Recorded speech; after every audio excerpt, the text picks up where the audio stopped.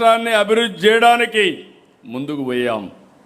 ఇంకొక పక్కన మీరు చూస్తే వెంటిలేటర్ పైనుండే ఆర్థిక వ్యవస్థ కేంద్ర సహకారంతో ఆక్సిజన్ ఇచ్చి ఇప్పుడిప్పుడే వెంటిలేటర్ నుంచి బయట తీసుకొచ్చాం.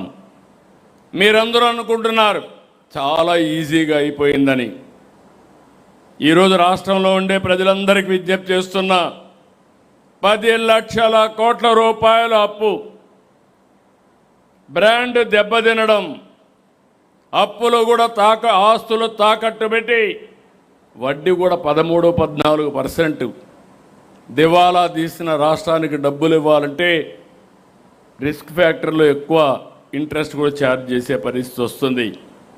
అలాంటివన్నీ కూడా ఈ 2 ఏళ్లలో ఒక పక్క పెట్టుబడుల కోసం పనిచేశాం, ఒక పక్క రుణాలన్నీ కూడా రీషెడ్యూల్ చేశాం, ఇంకొక పక్క కేంద్రం దగ్గరికి పోతే రామ్మోహన్ నాయుడు గారు, చంద్రశేఖర్ గారు, ఎంపీలంతా, కృష్ణదేవరాయలు గారు ఉన్నారు. నేను ఏదైనా అడిగితే వాళ్ళు ముందుగా నాకు ఒక స్లిప్ ఇచ్చేవాళ్ళు. మీరు ఇంత డబ్బులు తీసుకొని డైవర్ట్ చేశారు, ఆ విధంగా 12,000 కోట్ల రూపాయలు ఖర్చు పెట్టి మళ్ళీ అవన్నీ కూడా సర్టిఫికెట్లు తీసుకొని మళ్ళా వాళ్ళకి పంపిస్తే రోజు రోజుకు అన్ని స్కీములు కూడా ఈరోజు తీసుకొచ్చే పరిస్థితికి వచ్చాం. ఈ మహానాడు సందర్భంగా నేను కేంద్రాన్ని మనస్ఫూర్తిగా అభినందిస్తున్నా. సరైన సమయంలో సహకరించారు, ఈ రాష్ట్ర అభివృద్ధి కోసం దోహదం చేశారని చెప్పి కూడా నేను మీకు తెలియజేస్తున్నా. అయితే సెంటర్ సపోర్ట్ ఒకటే చాలదు. ఎవరు సపోర్ట్ చేసినా మీరు గుర్తుపెట్టుకోవాలి, మనం కూడా 29 రాష్ట్రాలు, 30 రాష్ట్రాలు ఉన్నాయి. చెన్నై పెద్దవన్నీ కలిపిగా ఎక్కువ ఉన్నాయి. ఈ సందర్భంగా మనం ఒకసారి ఆలోచిస్తే మన కాళ్లపైన మనం నిలబడుకోవాలి. ఒక పక్క సంక్షేమం ఇవ్వాలి, ఒక పక్క అభివృద్ధి చేయాలి, సంపద సృష్టించాలి. ఆదాయాన్ని పెంచుకోకపోతే మనం నిలబడే పరిస్థితి లేదు. అందుకే పాలనా యంత్రాంగాన్ని ప్రక్షాళన చేశాం. ఏ స్థాయి అయినా మీరు తీసుకోండి, మొత్తం డీమారలైజ్ అయిపోయిన అడ్మినిస్ట్రేషన్ని ఎక్కడికక్కడ పగడ్బందీగా నడిపిస్తున్నాం. ఈరోజు మీరు కలెక్టర్స్ కాన్ఫరెన్స్ చూశారు, 3 నెలలకు ఒకసారి పెడుతున్నా. అనేక రివ్యూలు మీటింగ్లు పెట్టాం. ఇంకొక పక్క క్యాబినెట్ 10 రోజులకు ఒకసారి పెడుతున్నాం, నెలకు 2 సార్లు పెడుతున్నాం, నెలకు ఒకసారి SIPB పెడుతున్నాం. ఇంకొక పక్కన జిల్లాలకు కూడా వెళ్ళి ఏం జరుగుతుందో చూస్తున్నా.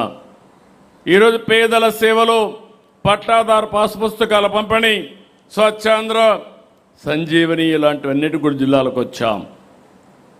ఇన్ని చేసుకుంటూ స్టెప్ బై స్టెప్ బిల్డప్ చేస్తున్నాం. టెక్నాలజీని ఉపయోగించాం. ఒకప్పుడు పరదాల పాలన, ఇప్పుడు ప్రజల మధ్య పాలన. ఎక్కడా వెనకబడే పరిస్థితి లేదు. ఇంకొక పక్కన అంత మునుపు బటన్ నొక్కే పరిస్థితి. వాళ్ళ ఇంటికెళ్ళి వాళ్లకు డబ్బులు ఇచ్చి సక్రమంగా చేరిందా లేదా అని కనుక్కునే విధంగా మనం ముందుకు పోతున్నాం. ఇంకొక పక్క సీఎం అనే వ్యక్తి పెత్తందారుగా ఉండడానికి వీల్లేదు, అదే జరిగింది.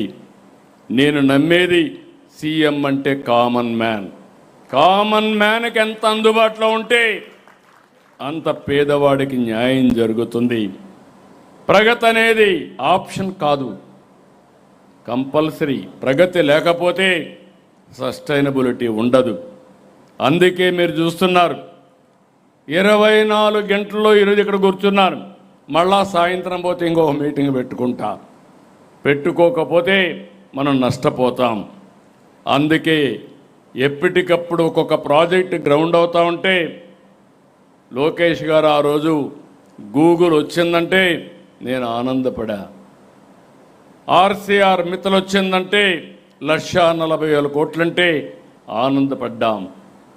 అందుకే 23 నెలలు 23 లక్షల కోట్ల రూపాయలు, చెప్పిన దానికంటే ఎక్కువ ఉద్యోగాలు 23 నెలల్లోనే సాధించగలిగామంటే అది తెలుగుదేశం పార్టీ. అవినీతి అక్రమాలకు గడిచిన ప్రభుత్వం చేసిన పనులు మీరు చూశారు.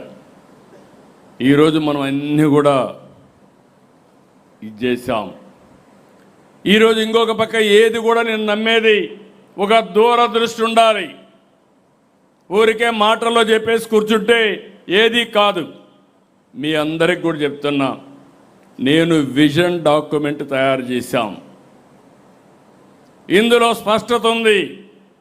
2047కి భారతదేశంలో ఆంధ్రప్రదేశ్ రాష్ట్రం నెంబర్ 1గా ఉండాలి, ఆప్షన్ లేదు. 2, ప్రపంచమంతా తెలుగు జాతి నెంబర్ 1గా ఉండాలి. 25 ఏళ్లకు ముందు మనం తీసుకున్న నిర్ణయం ఐటీ ఈరోజు నాకు ఎంతో గర్వకారణం. ఏ దేశానికైనా వెళ్ళండి, ఆ దేశంలో ఎక్కువ తలసరి ఆదాయం ఎవరికి వస్తుందంటే దానికి చిరునామా నా తెలుగు జాతి. దానికి